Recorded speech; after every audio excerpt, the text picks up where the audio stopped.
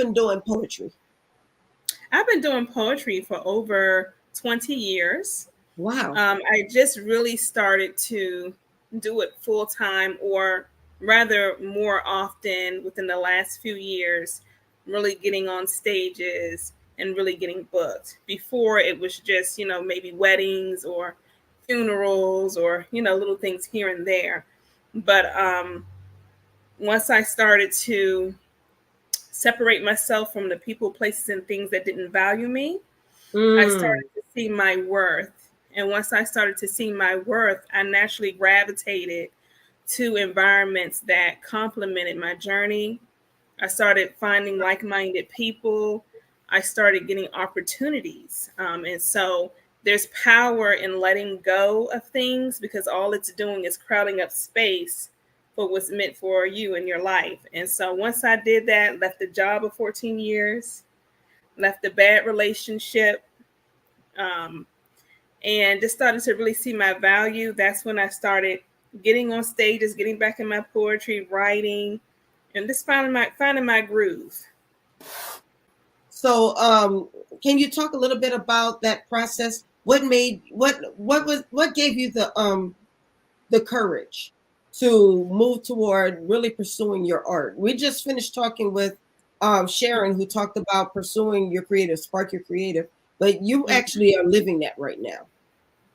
Yeah. So what really, I would say, encouraged me was that during COVID, I was in a situation where I wasn't happy.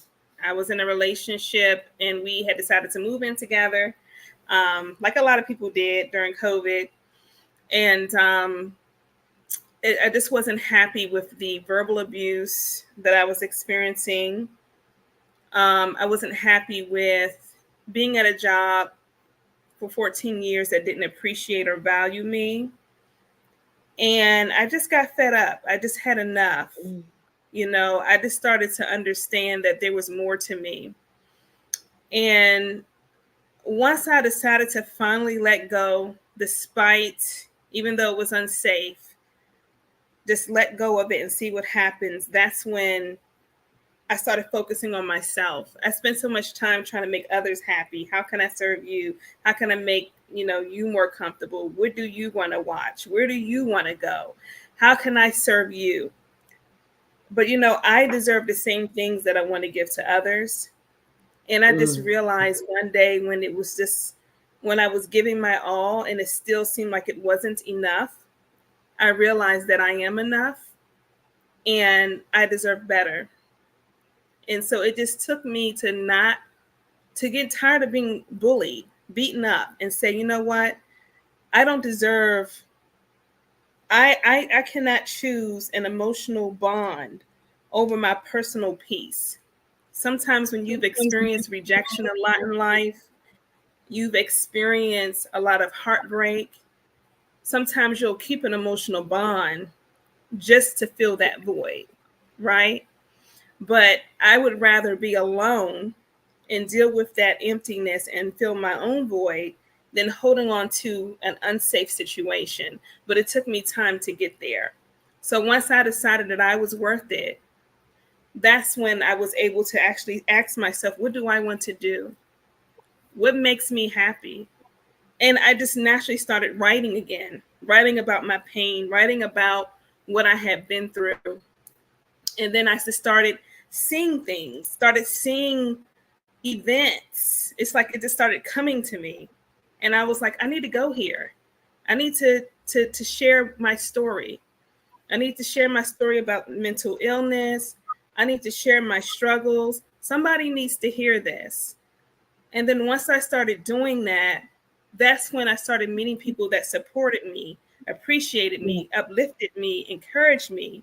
And that's how those opportunities started coming, to be on TV, to headline, to do festivals, all types of things that I never saw myself doing, to write books. So it has been quite a journey. There's a lot of imposter syndrome that artists go through because they feel like, I'm not like this poet, I can't speak like this. How come I can't, do bars like this person or get this type of engagement? Because You have a unique message for your people, right? And so that unique message for them is all you need to do. You don't have to worry about everyone not liking you. It's not meant for everybody. It's meant for your people who understand, who may have gone through what you have gone through, that they may receive what they need to receive.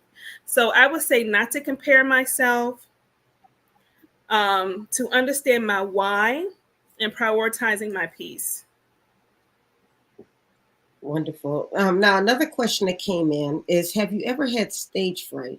And how did you overcome it? So you're going to feel that no matter how long you've done it, right? It may be in different layers. But yes, that happens, but you have to do it afraid. You have to embrace it and push through it despite the nerves.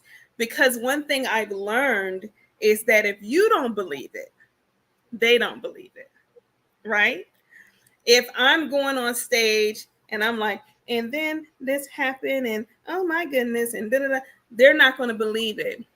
I've come to find that it's not necessarily the way the words are put together, but it's the energy and the passion behind it that makes you an excellent spoken word artist.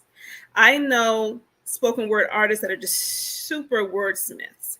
I mean, they can take something simple, a simple concept, and make it sound so profound.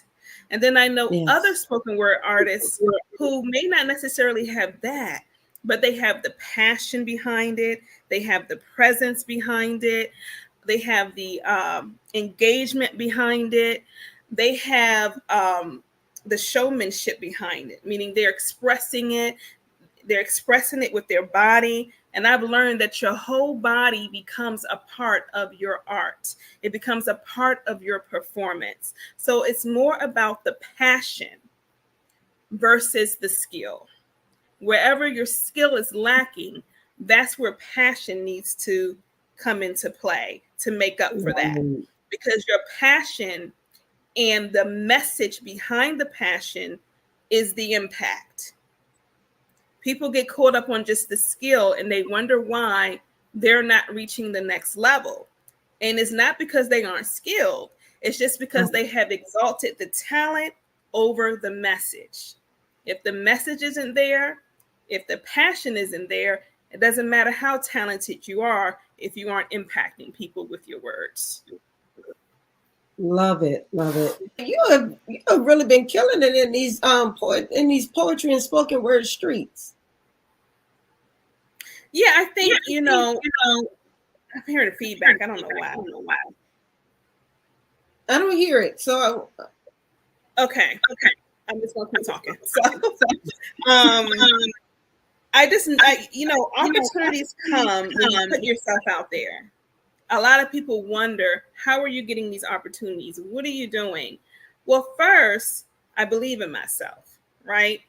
And I take risks. I reach out to the TV networks, right? I look for the applications. I look for the places to submit to see if I can make it on these stages. I make myself available. I talk to people. I have conversations. I let them know I am available for booking.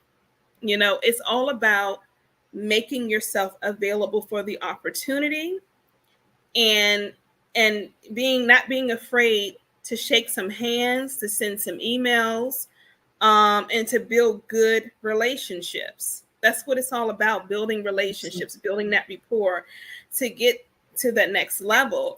It's not as difficult as people think, but it's also a matter of where your faith is and if you're willing to take the risk. wow, there you go. I wish I could talk with you longer, but our time is up, believe it or not.